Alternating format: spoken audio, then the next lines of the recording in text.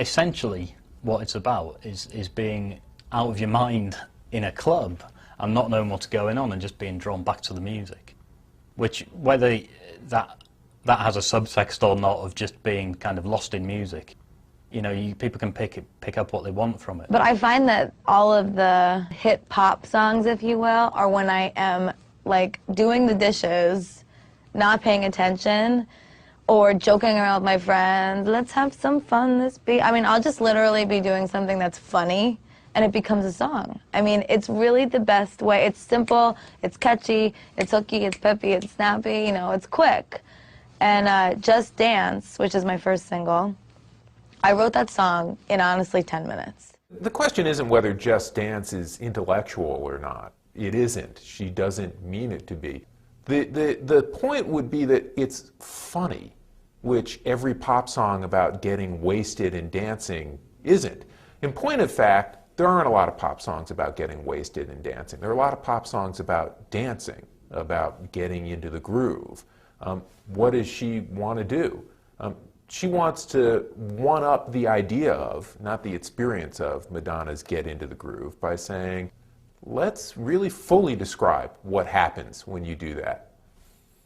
You lose yourself to the ecstasy of dancing, you don't know where you are, you're wasted out of your mind, your clothes are coming off, it doesn't matter, just give yourself to the experience. So there is an intellectual dimension to this. It actually is describing the liberation of experiencing popular music in the moment, in the club. It was really the first sort of shot across the bows that this wasn't a plastic pop singer who's going to just sing about boys and, you know, which boys she liked and which ones didn't like her and all this kind of nonsense. Dance obviously changed everything, and it was just such a huge hook. I mean, the music actually changed with Lady Gaga.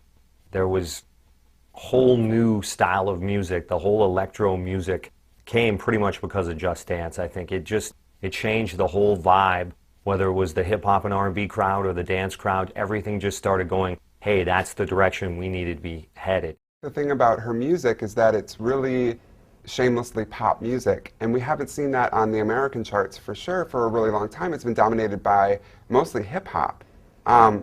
One of my theories is that she kind of hit right when she did because of the economy.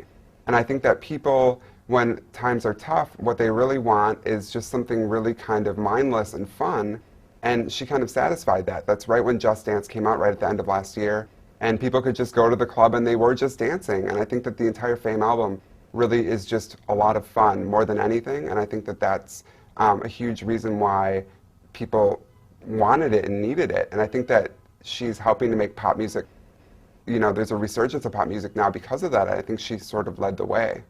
Well, I think that what happened in the mid-2000s, if you may say, is that urban music started to change and started to adopt more explicit or overt European pop influences.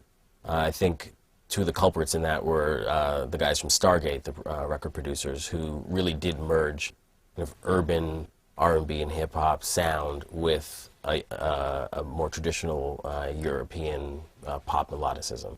And a lot of their songs for artists like Neo and Rihanna and so on opened up the door for an overt Europop influence in American music. And this harkens back to the 90s with groups like Ace of Base. My transition from New York uptown to New York downtown and all the things that I've discovered. And it's everything, you know, it's pop, it's a little bit, you know, hip-hop R&B, it's got dance elements, 70s glamour, 80s synth sounds. It's pop, but for me, pop is the new underground. I mean, I think the mainstream pop fans are always searching for something a little edgier. Of late, I think Rihanna has pushed the limits a little bit with some of her shows. She's gotten a little darker and edgier. Her fashion has showed that too. Katy Perry is another artist who's very theatrical. She comes out on a banana, she wears crazy outfits. There's a little bit of this scene going, you know. It's kind of started out with the guys, like there was like Mika and Scissor Sisters and soon to be Adam Lambert, you know, from American Idol, and you know, old school people were still touring like Manson or whatever. There wasn't really a crop of girls doing this yet. She wanted to live this lifestyle. But that song in particular is kind of like plucking one night out from going out, and all the things, like a laundry list of the things that she, you know, is involved in. And it's just, it's glamour, but it's kind of gritty. It's very Lower East Side. It's drugs, and it's just kind of indulgent, you know, and that's what that song kind of epitomizes. Gaga's self-prophesized fame was fast becoming reality, and as well as her catchy debut single, fans and commentators alike were also drawn by her unique on-stage style, as she forced elements of the alternative into the mainstream. When I think of someone's style, I think of someone's everyday wear. If a person dresses preppy, if a person dresses a little hipster, if a person dresses ladylike. For Lady Gaga, it's not really a style, because yes, you know, she's in the public eye and we always see her wearing these crazy outfits, but it's more of a performance thing.